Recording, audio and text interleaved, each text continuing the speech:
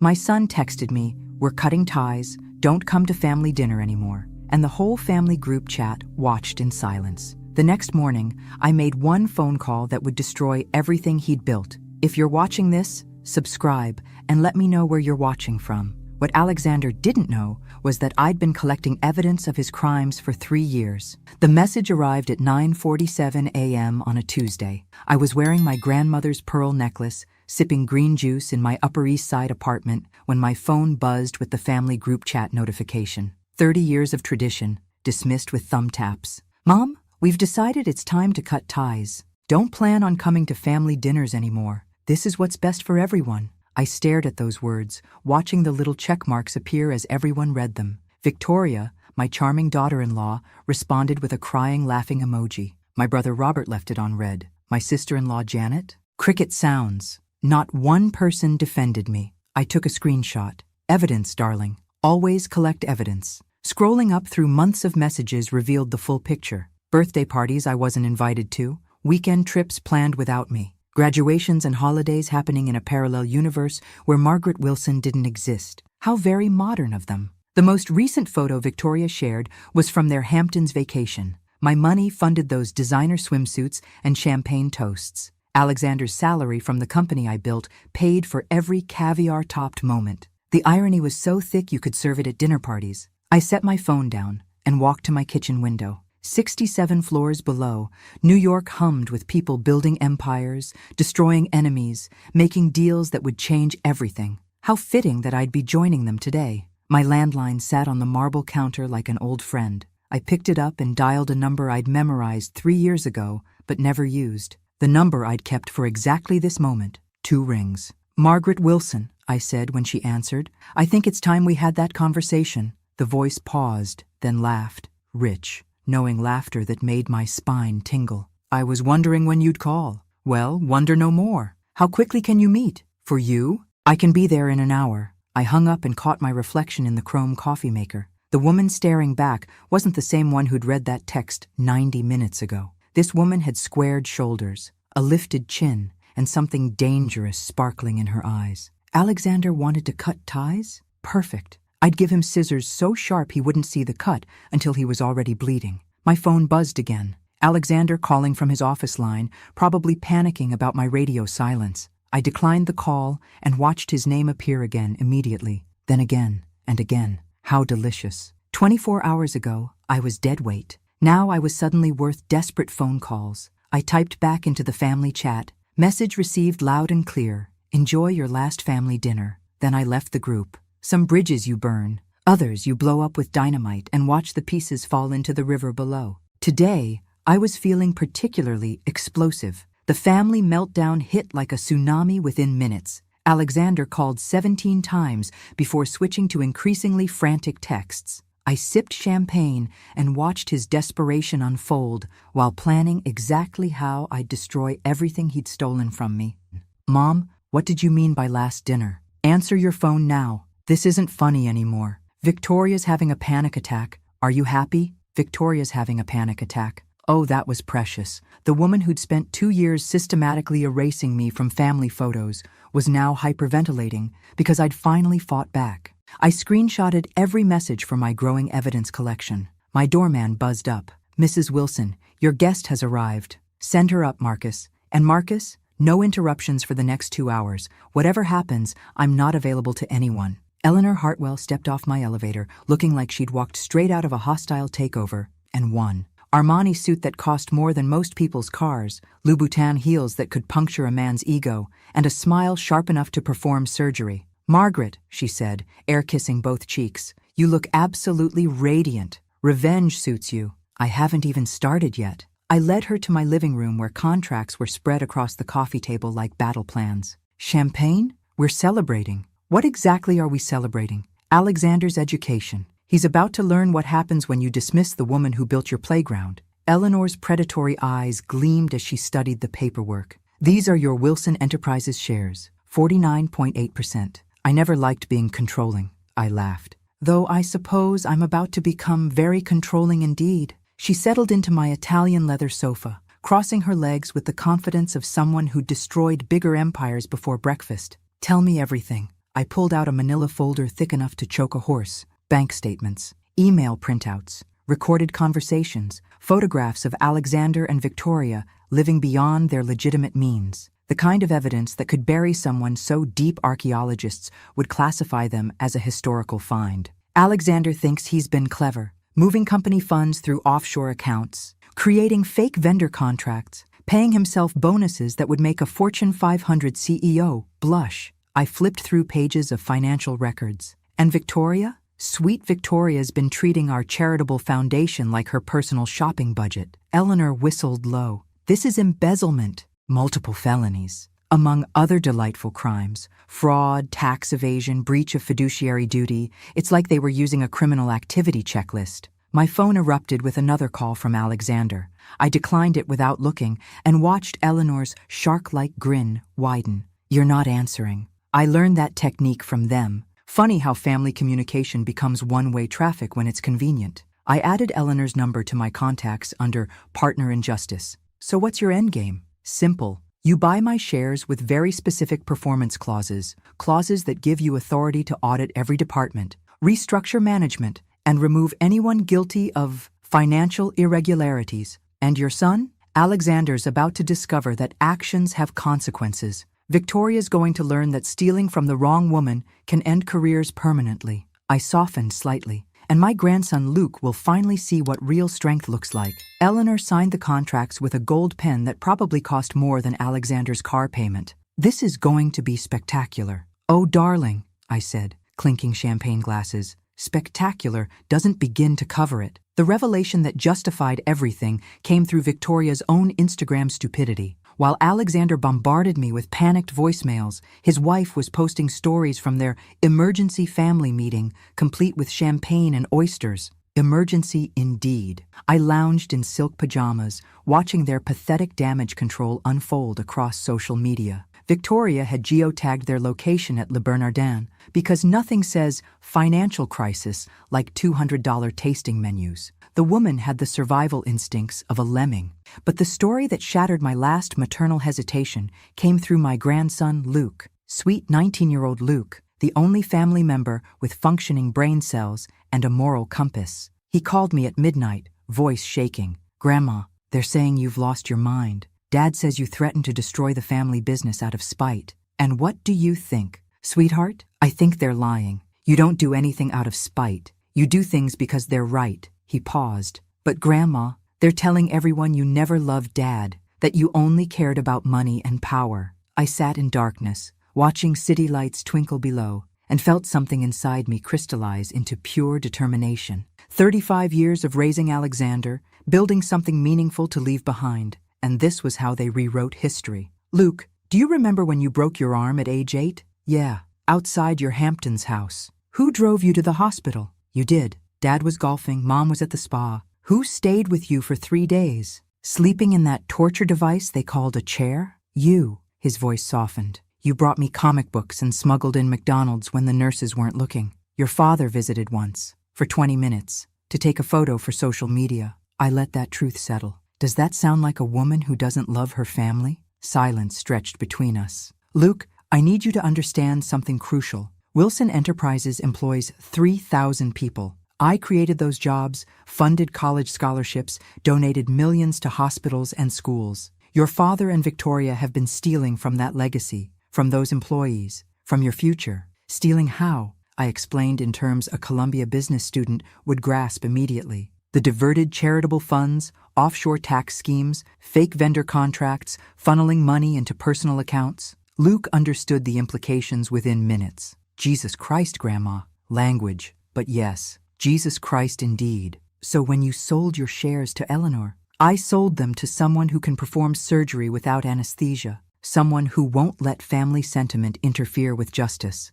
Are you going to destroy them? I considered the question carefully, swirling imaginary wine in my empty glass. I'm going to give them exactly what they've earned through their choices, Luke. Nothing more, nothing less. Your father wanted to cut ties? Well, I'm exceptionally skilled with sharp instruments. Luke laughed, despite himself. You're terrifying. Thank you, darling. It's taken 67 years to perfect the technique. After hanging up, I made chamomile tea and reviewed Eleanor's preliminary audit findings. She'd moved with surgical precision, discovering financial irregularities that made my evidence look like amateur hour. Alexander and Victoria weren't just thieves, they were incompetent thieves leaving digital fingerprints everywhere. Tomorrow, the real education would begin. Eleanor's first audit meeting escalated my son's panic into full-blown hysteria. She demanded financial records going back 5 years, access to all offshore accounts, and explanations for every transaction over $50,000. Alexander called me 63 times. I counted them while getting a manicure. "Mrs. Wilson?" my nail technician asked. "Should I answer that? It keeps buzzing." "Oh no, darling. Let it buzz. It's like a very expensive vibrator. Eventually the battery dies." She giggled while painting my nails crimson red. Victory red. By noon, Eleanor texted updates that made my day brighter than Times Square. Alexander had tried claiming the offshore accounts were strategic tax planning. Victoria insisted the charitable foundation purchases were necessary administrative expenses. Apparently, a $50,000 handbag was essential for foundation operations. I called Luke during his lunch break at Columbia. "Grandma, campus is buzzing about Wilson Enterprises being under investigation. Someone posted about it on the business school forum." "How fascinating. What are they saying?" "That Eleanor Hartwell bought controlling interest and is auditing everything. Professor Martinez used it as a case study in hostile takeovers." He paused. "Dad tried calling me this morning. I didn't answer." "Good boy. What would you have said if you had?" "Probably something about reaping what you sow." I nearly choked on my green juice. "I've raised you well." "Actually, Grandma, I have a confession. I've been documenting their spending for months, for a class project on family business ethics." His voice turned sly. "Want to see Dad's credit card statements from the last year?" "Luke Wilson, you beautiful, devious child. Email them immediately." 20 minutes later, I was staring at financial records that would make a prosecutor weep with joy. Luxury vacations charged to company accounts. Personal shopping sprees billed as client entertainment. A $30,000 wine collection listed as office supplies. I forwarded everything to Eleanor with the subject line, "Dessert menu." Her response came instantly. "You've raised a delightfully ruthless grandson." At precisely 3 p.m., my landline rang. Alexander calling from his office. "Mom, we need to talk." "Do we? Because yesterday you seemed quite clear about cutting ties." I was angry. Victoria was upset about the foundation audit. Upset about being caught stealing. "You mean, she wasn't stealing. Those purchases were legitimate business expenses." I laughed so hard, I nearly dropped the phone. "Alexander, sweetheart, in what universe is a Hermes bag a legitimate foundation expense? Are we delivering aid to fashion-deprived regions?" Silence. "Mom, Eleanor's threatening to fire half the management team." "How terrible. Maybe they should have managed better." "She's demanding access to personal bank accounts." "How invasive. Almost like she suspects criminal activity." "This isn't a joke." "You're absolutely right. Embezzlement is very serious business." I examined my fresh manicure. "I hear orange jumpsuits are quite slimming, though." "Mom, please. We can fix this. We can pay back whatever you stole." "How generous." The desperation in his voice was delicious. 24 hours ago, I was dead weight. Now I was his only hope for salvation. The irony was so perfect it should be framed. "What do you want?" "Nothing you're capable of giving." "Alexander." "Money? I'll give you money." "With what? Your Cayman Islands account is frozen." The sound he made was somewhere between a whimper and a death rattle. "How do you know about—" "I know everything, darling. I've known for 3 years. I was simply waiting for the right moment to use it." I hung up and immediately called Eleanor. "How's the audit progressing?" "Like Christmas morning for forensic accountants. We found 7 offshore accounts, forged vendor contracts, and enough evidence to keep federal prosecutors busy for years." "And Alexander?" "Crumbling beautifully. Victoria's already hired a criminal defense attorney." "Perfect. Phase 2 begins tomorrow." The first direct confrontation happened in the Wilson Enterprises boardroom, where Alexander tried to stage a coup against Eleanor's authority. He walked into a carefully orchestrated ambush that left him speechless and me deeply satisfied. I arrived wearing my best Chanel suit, the navy one that made me look like I could buy and sell countries before lunch. Eleanor had invited me as consulting advisor, which was corporate speak for ringside seat to watch your son implode. Alexander stood at the head of the mahogany table, surrounded by nervous board members who'd suddenly developed intense interest in their coffee cups. Victoria sat beside him, clutching a designer handbag like a life preserver. Poor thing looked like she'd aged 5 years in 3 days. "This audit is harassment," Alexander began, his voice shaking slightly. "Eleanor's overstepping her authority as minority shareholder." "Majority shareholder,"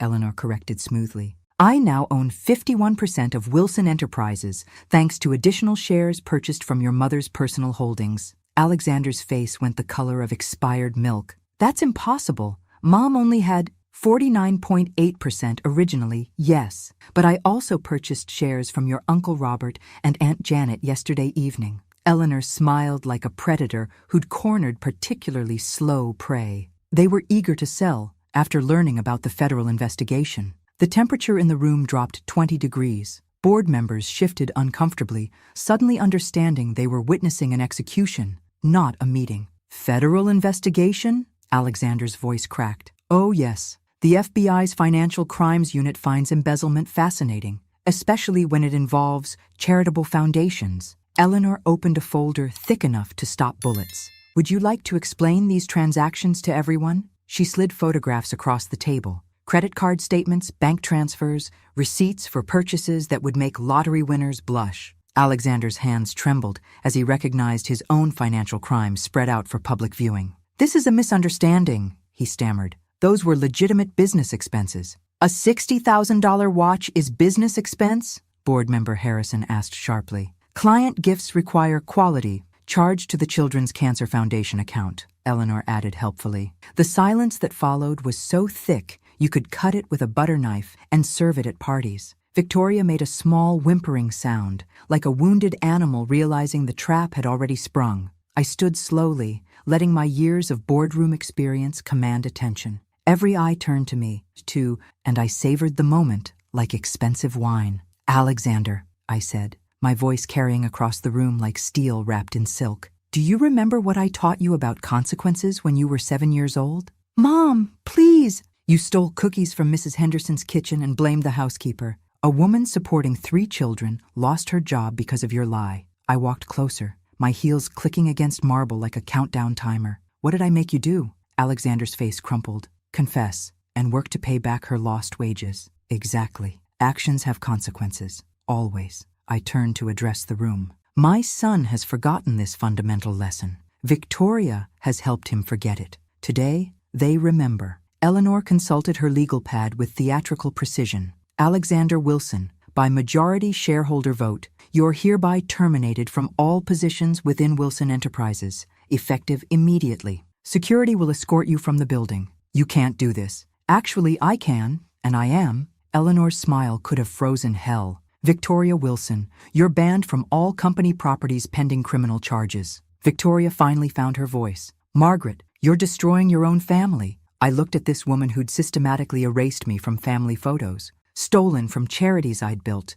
and convinced my son to treat me like garbage. The woman now calling me family because she needed salvation. "Darling," I said, adjusting my grandmother's pearls, "I'm not destroying anything. I'm simply taking out the trash." Security appeared as if summoned by magic. Alexander and Victoria were escorted out like common criminals, which, technically, they were. The remaining board members sat in stunned silence. "Now then," Eleanor said cheerfully, "let's discuss replacing leadership with people who understand the difference between company funds and personal shopping budgets." Through the window, I watched Alexander and Victoria standing on the sidewalk, looking lost and small and utterly defeated. Justice, I decided, was absolutely delicious. The allies emerged from unexpected places, validating every decision I'd made and proving that Alexander and Victoria's reign of terror had created more victims than just me. By week's end, I had an army. Luke called Tuesday morning, voice bright with vindication. "Grandma, you won't believe what's happening at school. Professor Martinez wants to use your case as the semester's capstone project. How proper corporate governance protects stakeholder interests. How academic of him. Also, 3 of Dad's former employees contacted me through LinkedIn. They want to thank you personally." "For what?" "For finally stopping what they call the hemorrhaging. Apparently, Alexander's been laying people off while giving himself raises. Mom's foundation purchases were funding luxury trips while cutting children's programs." I sat in my silk robe, sipping coffee that cost more than most people's hourly wage, and felt something I hadn't experienced in years. Validation, not just from financial victory, but from moral clarity. Luke, invite those employees to lunch. Somewhere nice. My treat. Are you building an alliance? I'm building something better. Sweetheart, I'm building proof that we were right. Eleanor called an hour later, practically purring with satisfaction. Margaret, you need to see today's audit results. Alexander wasn't just stealing from the company. He was stealing from employee pension funds. How much? $2.7 million over 3 years. Redirected to offshore accounts that funded his and Victoria's lifestyle. Her voice turned predatory. The employees' retirement security paid for their Hamptons house renovations. I felt my blood pressure spike into dangerous territory. Stealing from me was personal. Stealing from loyal employees who'd built this company with their sweat and dedication? That was unforgivable. Eleanor, I want every penny recovered and returned to those pension funds. I don't care what it costs. Already in motion. Also, the FBI agents want to interview you tomorrow. Apparently, your evidence collection was so thorough they're calling it a prosecutor's dream. How flattering. One more thing. The Wall Street Journal wants an exclusive interview. Business matriarch takes down corrupt dynasty is their working headline. I considered this carefully. Public vindication versus private satisfaction. The chance to tell my story versus the pleasure of watching Alexander squirm in silence. Schedule it. That afternoon, I met with Alexander's former employees at Le Bernardin, the same restaurant where Victoria had celebrated my supposed downfall a week earlier. 3 women, all middle management, all looking haggard from months of stress I'd unknowingly helped create. Mrs. Wilson, said Janet Morrison, former head of human resources, we thought you knew about the layoffs, the pension fund transfers, the budget cuts while executive compensation increased. I was deliberately kept uninformed, I admitted. My own son made sure I couldn't see what was happening. We wanted to contact you directly, but Alexander said you'd moved to assisted living, that you had dementia. The coffee cup in my hand trembled slightly. He told people I had dementia? Complete cognitive decline, added Sandra Chen, former finance director. Said you couldn't handle business decisions anymore. That's why he needed full control of company operations. The restaurant's elegant atmosphere suddenly felt suffocating. My own son had declared me mentally incompetent to justify his theft, not just from me, but from every person who'd trusted Wilson Enterprises with their future security. Ladies, I said, setting down my cup with surgical precision, would you like to help me ensure justice is properly served? Their eager nods confirmed what I'd suspected. Alexander and Victoria hadn't just made enemies of me. They'd created an entire network of people, hoping for their downfall. Perfect. Eleanor's hiring new management. You'll receive calls tomorrow about returning to your positions with appropriate authority to prevent this from happening again. Mrs. Wilson, Sandra said softly, why are you helping us? We failed to protect the company. You didn't fail. You were systematically undermined by people you trusted. I smiled, feeling my grandmother's steel spine straighten to its full height. And because, darling, no one steals from my people and lives to enjoy it. Walking out of that restaurant, I realized I wasn't just seeking revenge anymore. I was leading a revolution, and every revolution needs willing soldiers. Alexander had no idea what army was coming for him. The revenge reached its perfect crescendo when Eleanor called an emergency shareholder meeting and exposed everything publicly.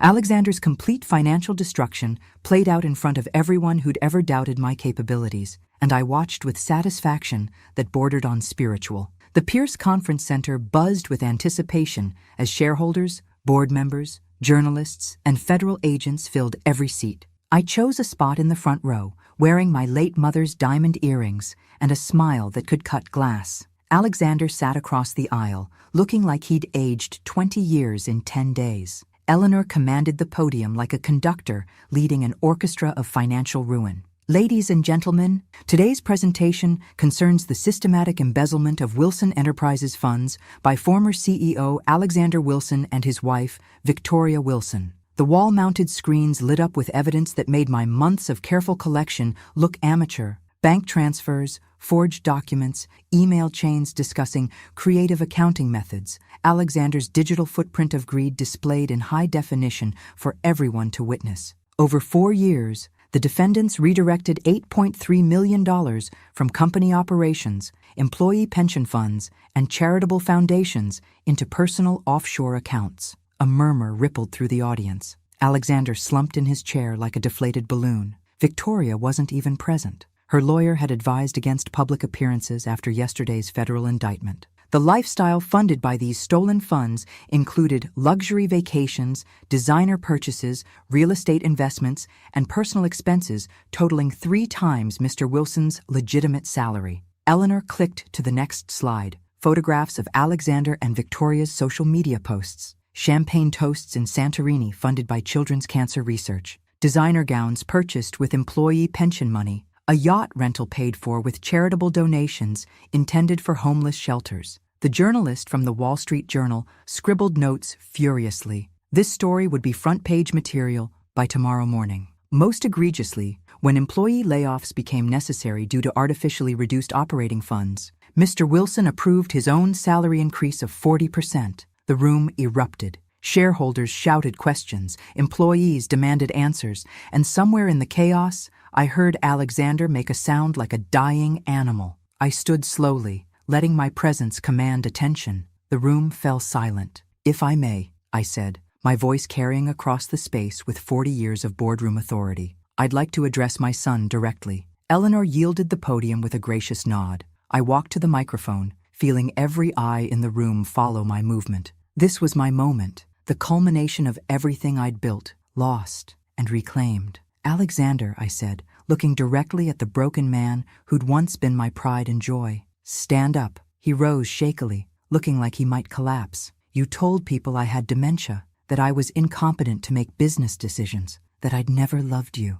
My voice remained steady, each word precisely calculated. "You erased me from this company's history, excluded me from family gatherings, and instructed others to treat me like a burden." The silence was so complete you could hear hearts breaking. "But mostly, Alexander, you forgot who taught you everything you knew about business, about ethics, about the difference between right and wrong." I paused, letting that truth settle. "Today, you remember," I turned to address the room. "Wilson Enterprises will continue operating under new leadership. Every stolen dollar will be returned to its rightful purpose. Every employee wrongfully terminated will be rehired with full benefits and back pay." Applause erupted from the employee section. Several people wiped away tears. As for my son, I looked back at Alexander, who was openly crying now. "Criminal charges have been filed. Federal authorities will handle justice from here. I'm simply ensuring that the empire I built continues serving the people it was meant to serve." Eleanor resumed control of the podium. "The FBI has requested that Mr. Wilson remain available for additional questioning. His passport has been surrendered pending trial." I returned to my seat, feeling lighter than I had in years. Around me, shareholders celebrated the promise of recovered investments, employees cheered the restoration of their stolen security, and journalists captured every moment of corporate justice being served. Alexander remained standing, swaying slightly, looking around the room at faces that had once respected him and now saw only a common thief. Justice, I reflected, was even more delicious when served publicly. Through the windows, I could see news vans arriving. This story would be national by evening, international by week's end. My son's disgrace would follow him everywhere, while my vindication would rebuild the legacy he'd tried to destroy. Perfect. Alexander's desperate attempt at retaliation came through Victoria's family lawyer, threatening to sue me for elder manipulation and coercive influence. Their pathetic legal counterattack only strengthened my position and provided more evidence of their complete moral bankruptcy. I was enjoying morning tea on my terrace when Eleanor called, laughing so hard she could barely speak. "Margaret, you need to see this lawsuit Victoria's family filed. It's comic genius." "What are they claiming now?" "That you manipulated your elderly, diminished mental state to trick innocent young people into signing illegal contracts." Eleanor's laughter intensified. "They're claiming you have dementia and therefore couldn't legally sell your shares." I nearly choked on my Earl Grey. The same dementia Alexander claimed I had to justify stealing from employee pensions? The very same. Their entire defense strategy is that you're simultaneously too mentally incompetent to make business decisions and too mentally competent to be held responsible for their criminal prosecution. How delightfully contradictory. It gets better. They want to invalidate our share transfer agreement because you were allegedly under undue stress when you signed it. Apparently, being excluded from family dinner constitutes psychological duress.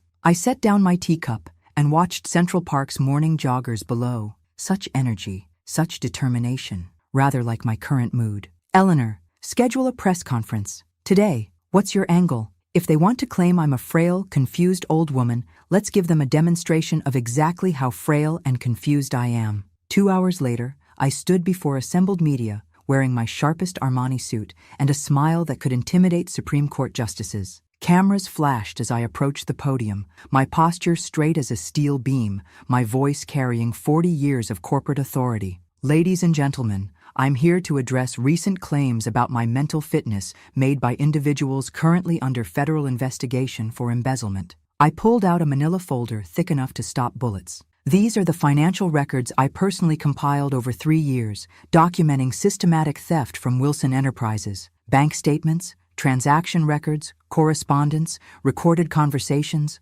all collected through my allegedly diminished mental capacity. Laughter rippled through the press corps. I want to be clear about something. My son Alexander and his wife Victoria spent 4 years stealing from employee pension funds, charitable foundations, and company operations. When confronted with evidence of their crimes, they didn't express remorse or offer restitution. Instead, they hired lawyers to attack my mental competence. A reporter raised her hand. Mrs. Wilson, how do you respond to claims that you were manipulated by business rivals? I respond by pointing out that I graduated summa cum laude from Wharton Business School in 1976, built a $300 million company from a single fabric store, and successfully identified and documented complex financial crimes that federal agents called prosecution-ready evidence. I paused for effect. If that's diminished mental capacity, I'd hate to see what they consider sharp thinking. More laughter. Furthermore, I'd like to address claims of psychological duress.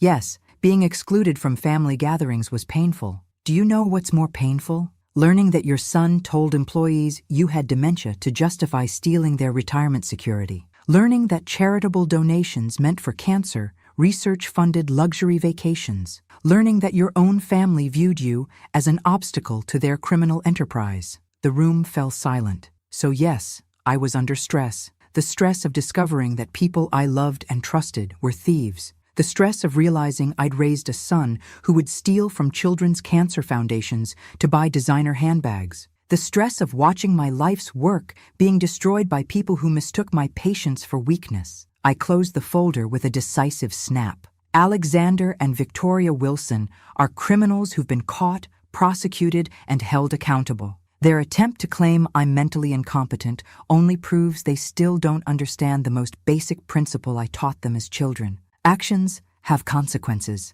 A reporter called out, "What's next for Wilson Enterprises?" Excellence, integrity, a return to the values that built this company before it was corrupted by people who confused theft with strategy. I gathered my papers. Thank you for your time. Walking away from that podium, I felt something I hadn't experienced since this ordeal began. Not just vindication, but genuine peace. The public record was clear, the legal record was unshakable, and my reputation was not only restored, but enhanced. Eleanor waited by the exit, grinning like a shark who just discovered a fish buffet. That was beautiful. That was necessary. Now Alexander knows that even from his position of complete disgrace, he still can't touch me. My phone buzzed with a text from Luke. "Grandma, you're trending on Twitter. Your business matriarch is #1 worldwide." I smiled, thinking about how perfectly things had aligned. Sometimes justice doesn't just happen. Sometimes it arrives with spotlights and standing ovations. Alexander had tried one last desperate attack. Instead, he'd handed me complete and total victory. Perfect. My complete transformation reached its pinnacle when I walked into my first board meeting as Wilson Enterprises' new chairman. Commanding respect I'd earned through battle and demonstrating power I'd claimed through justice. The woman who entered that room was nothing like the one Alexander had dismissed 6 weeks earlier. I arrived wearing my grandmother's pearl necklace, the one I'd worn the morning Alexander texted his dismissal, and a bespoke Chanel suit that cost more than Victoria's stolen handbag. My silver hair was styled in a power bob that announced authority before I spoke a word. The woman reflected in the conference room's glass walls was someone I barely recognized. Shoulders squared, spine straight, eyes sharp as precision instruments. "Ladies and gentlemen," I said, taking my seat at the head of the mahogany table where Alexander had once tried to banish me from relevance. "Welcome to the new Wilson Enterprises." The board members, some old allies, some new additions carefully vetted by Eleanor, listened with rapt attention as I outlined our reconstruction strategy. Every person Alexander had wrongfully terminated would be rehired. Every stolen dollar would be returned to its intended purpose. Every corrupt practice would be systematically eliminated. Our first quarter under ethical leadership shows remarkable results, Eleanor reported, consulting financial documents that painted a picture of rapid recovery. Employee morale is at 5-year highs, charitable foundation efficiency has increased 60%, and we've attracted 3 major clients who'd refused to work with us under previous management. Board member Harrison raised his hand. Mrs. Wilson, what about the criminal trials? Alexander and Victoria face federal charges for embezzlement, fraud, and tax evasion. Their trials begin next month. I smiled with satisfaction that bordered on predatory. I'll be testifying as the government's star witness. And the company's reputation? Stronger than ever. Yesterday, Harvard Business School requested permission to use our corporate governance transformation as a case study.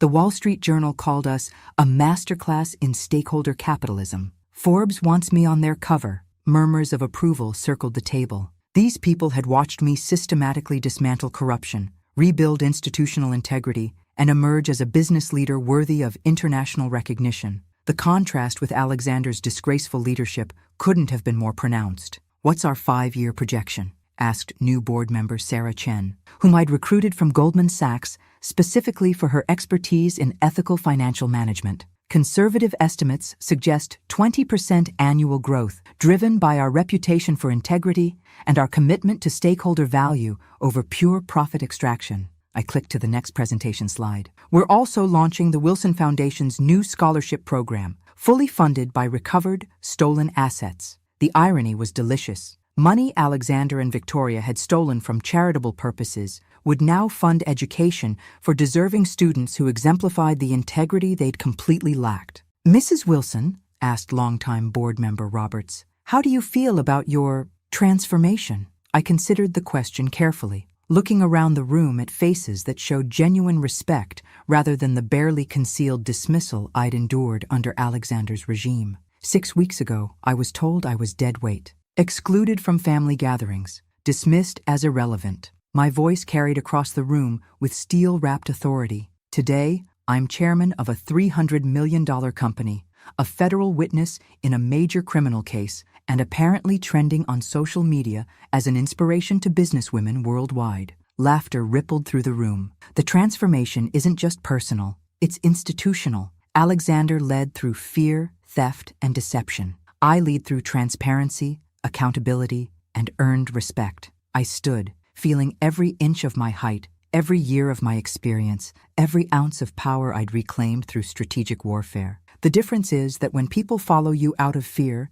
they abandon you the moment they find courage. When they follow you out of respect, they become allies in building something lasting. Eleanor nodded approvingly. Speaking of allies, we've received partnership inquiries from 12 companies that specifically cited your leadership as their motivation for wanting to work with Wilson Enterprises. And employees? Productivity is up 30%. Voluntary turnover is down 60%. Yesterday, 3 former employees who'd left under Alexander's management called asking to return. I thought about the woman who'd read that devastating text message 7 weeks ago. She'd been hurt, confused, questioning her own worth. The woman standing at this table had answers to all those questions and the power to ensure they were never questioned again. Ladies and gentlemen, this company will never again be held hostage by people who mistake cruelty for strength or theft for success. I gathered my papers with movements that commanded attention. We build value through integrity, lead through example,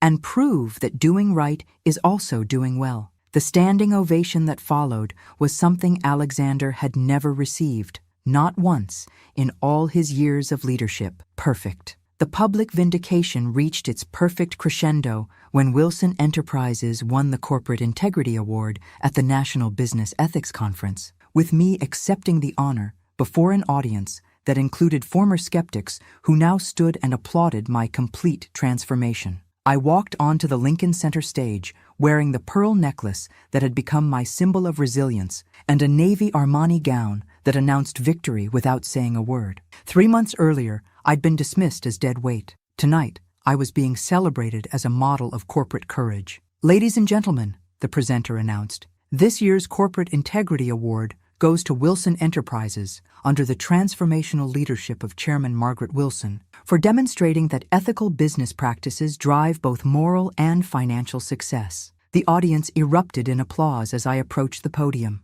In the front row, I spotted Luke beaming with pride, Eleanor recording on her phone, and several journalists who'd covered my story from corporate disgrace to national recognition. "Thank you," I said, my voice carrying across the auditorium with confidence earned through battle. 7 months ago, I discovered that my own family had been systematically stealing from our company, our employees, and our charitable foundations. Today, every stolen dollar has been recovered and returned to its intended purpose. The applause intensified. But this award isn't just about exposing corruption. It's about proving that businesses built on integrity don't just survive, they thrive. Since implementing transparent governance practices, Wilson Enterprises has attracted new clients, retained valuable employees, and increased both profitability and social impact. I held up the Crystal Award, watching light fracture through its surfaces like hope breaking through darkness. I want to share this recognition with every employee who continued working ethically despite corrupt leadership, every board member who supported transparency over convenience, and every stakeholder who believed that businesses can be forces for good in the world. The standing ovation lasted 3 full minutes. As applause washed over me, I thought about the journey from humiliation to vindication, from dismissal to leadership, from victim to victor.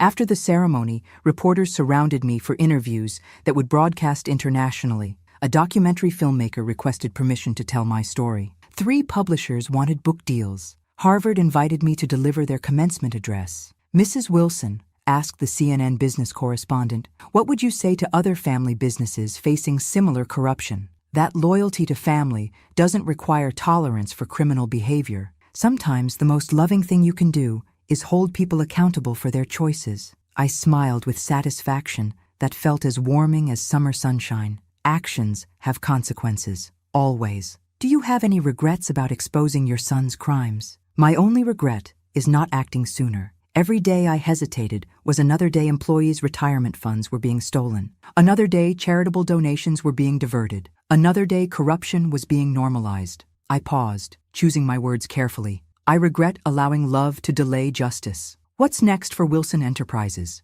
Excellence. We're expanding our scholarship program, opening operations in 3 new countries with strict ethical oversight, and launching an initiative to help other family businesses implement transparent governance practices. I adjusted my grandmother's pearls. We're proving that integrity isn't just the right choice, it's the profitable choice. Later that evening, at the after party in my honor, I received calls from business leaders, politicians, and activists who'd been inspired by my story. The mayor wanted to discuss economic development initiatives. The governor invited me to join her Business Ethics Advisory Committee. A senator mentioned my name for a federal commerce position. Luke found me on the hotel terrace, looking out at the city lights that twinkled like diamonds scattered across black velvet. "Grandma, you're famous." "I'm vindicated, sweetheart. There's a difference. Are you happy?"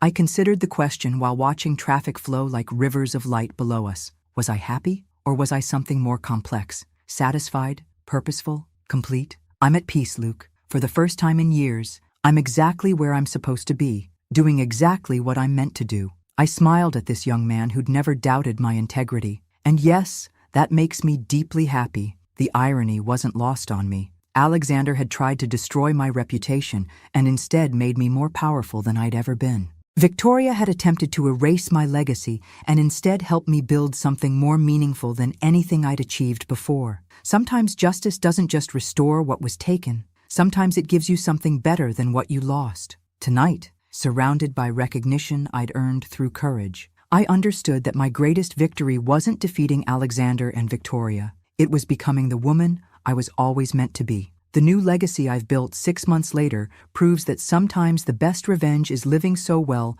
that your enemies become irrelevant. I sit in my downtown loft, surrounded by art instead of corporate awards, funding dreams instead of fighting nightmares, and finally understanding what true power looks like. This morning started like every Saturday for the past 3 months. Luke arrived at 10, with coffee and croissants from that little French place near Columbia, settling into what's become his regular spot on my Italian leather sofa. At 19, he possesses more integrity than his father ever managed, and watching him grow into a man of principle has become one of my greatest joys. Grandma, Professor Martinez wants to interview you for his new book about ethical leadership, he said, pulling academic papers from his backpack. Also, 3 more family businesses have contacted the university asking for guidance on transparency initiatives. How many is that this month? 15. You're becoming the go-to expert on corporate governance transformation. He grinned. Who knew exposing your own son's crimes would become a business model? I laughed.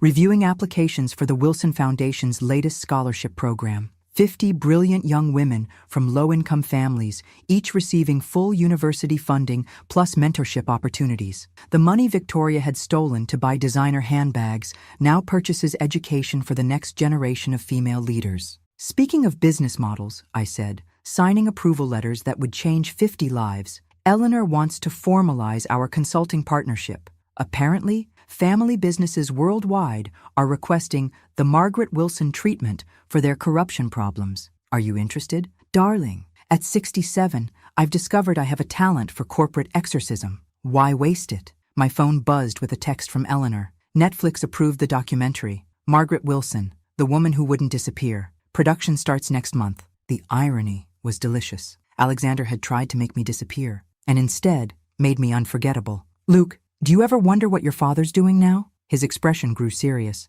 Actually, I saw him last week. He's working at a consulting firm downtown, some kind of junior analyst position. Luke searched for words. Smaller, like he'd shrunk. And Victoria? Divorced him 2 months ago. Moved to Los Angeles with the kids. Apparently, she's trying to become a lifestyle influencer. He rolled his eyes, teaching people about authentic living while using a fake name to avoid her criminal record. I felt something unexpected. Not satisfaction, but a kind of peaceful indifference. These people who'd once loomed so large in my life, who'd caused such pain and fury, had become footnotes in a story that was no longer about them. Do you miss them? Luke asked quietly. I miss who I thought they were, the son I believed I'd raised, the family I imagined we could be. I set down my papers and looked at this young man who'd never disappointed me. But I don't miss the reality of who they actually were. The afternoon brought my weekly visit to the Wilson Foundation's new headquarters, a restored brownstone in Brooklyn where young entrepreneurs receive funding,